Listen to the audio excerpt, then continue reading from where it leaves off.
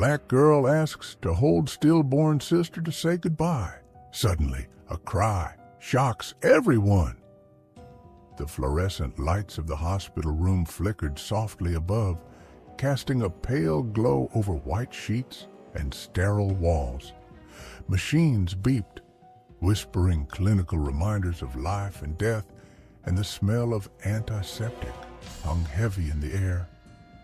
In the corner of the room, 6-year-old Amara stood barefoot, her little hands clenched in front of her, her dark eyes, wide with confusion and pain, were fixed on the motionless bundle resting in her mother's arms. The baby girl had been born just hours earlier, still silent. "She didn't make it," the doctor had said.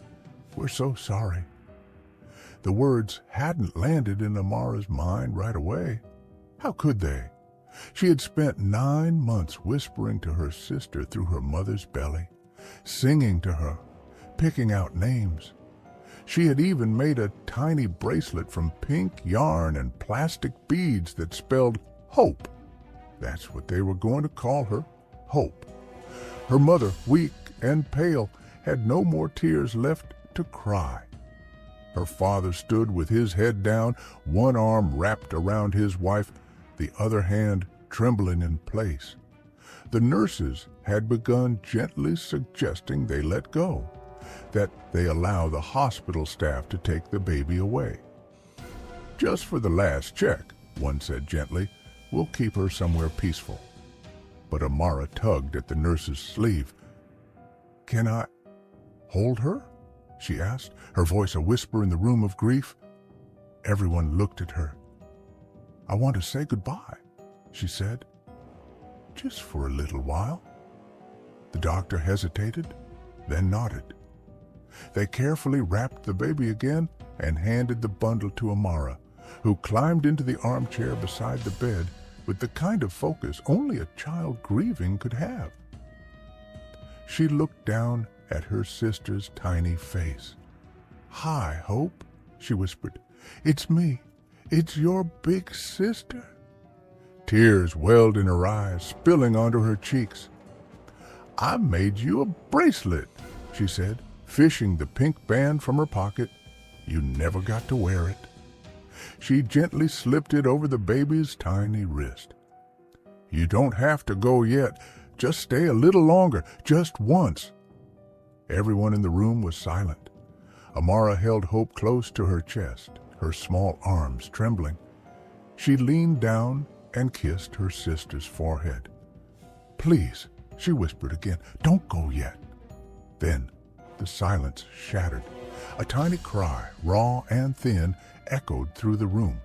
Everyone froze. The mother gasped. The nurse dropped her clipboard. The doctor turned, eyes wide. Amara blinked, then looked down. Hope moved. Another cry, louder now. The baby's face contorted. Her arms twitched. Her chest rose. She was breathing. "Oh my God!" the nurse screamed. "She's alive! She's alive!" The room exploded into motion. The doctor rushed over, shouting orders. Nurses scrambled to grab oxygen. Machines beeped wildly. Amara's father stumbled back, his hands over his mouth, eyes full of disbelief and terror. But in the center of the chaos, Amara just held her sister, eyes wide but calm, whispering over and over, "I told you, you weren't done yet." The cries grew louder, more insistent, piercing through the clinical beeping of monitors and gasps of stunned disbelief. Hope was alive. For a split second, no one moved. It was as if time itself had stopped to witness what couldn't be real, what shouldn't have been real. Then, chaos.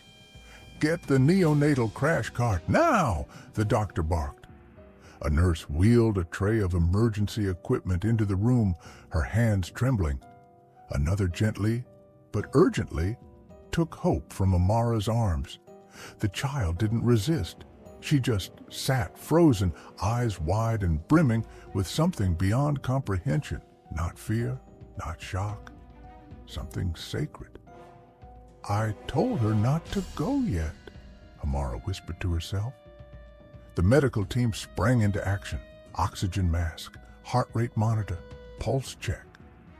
The doctor hovered over the newborn, whispering calculations, his voice switching between disbelief and command. Heart rate is rising, oxygen saturation stabilizing. She's breathing on her own, said one nurse, her voice cracking. This isn't possible, said another. She was gone. And yet, Hope cried again, louder, stronger, her tiny fingers curled and uncurled as if clutching life itself. Across the room, Amara's mother, still weak in her hospital bed, burst into tears. Her husband cradled her, unable to speak, barely able to breathe. He wasn't a religious man, but in that moment, he looked up toward the ceiling as if searching for a reason, a sign, a thank you. All eyes turned to Amara. How did you know? One nurse asked gently. The little girl didn't answer right away. She looked down at her own hands, still warm where Hope had been. I just felt it, she said at last. She wasn't ready to go. I could feel her trying. The room was quiet again, but in a different way. Hope now lay in a neonatal warming bed beside her mother, her tiny chest rising and falling in a perfect rhythm. Monitors beeped calmly. The worst was over. The doctor stood near the window, still shaking his head. In 30 years, I've never seen anything like this, he murmured. We pronounced her gone. There were no signs of life, no heartbeat, no breathing, for 23 minutes. He turned to Karen, the head nurse. I'll need the full report, but medically there's no explanation. Karen glanced at Amara, who sat quietly nearby, drawing pictures with crayons on a clipboard. There may not be a medical one, she said, but there's something else. The doctor sighed. This is going to change everything. A team of specialists had flown in, pediatric experts, neonatologists, journalists. Everyone wanted to know the same thing. How did a stillborn baby come back to life? The family declined all interviews, except for one. A quiet sit-down in the hospital media room with a single doctor, a notepad, and a recorder. They asked the parents. They asked the nurses. But the final question was for Amara. Sweetheart, the doctor said gently, kneeling in front of her, can you tell us what you felt when you were holding your sister? Amara looked at him, her legs swinging beneath the chair. She was lost, she said softly, like in a deep, dark place. I could feel it. And what did you do? I talked to her. I told her it was okay to stay, that we loved her, that she had a name, and I gave her her bracelet. The doctor nodded slowly. Do you think she heard you? Amara looked him straight in the eyes.